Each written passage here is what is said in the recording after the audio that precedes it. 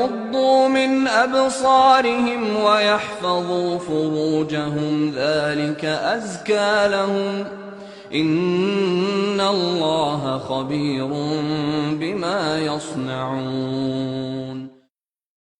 فالله الخالق أبدعه كي تستمتع كي تتطهر بأمور لما حل لها صارت عسلا أضحت سكر.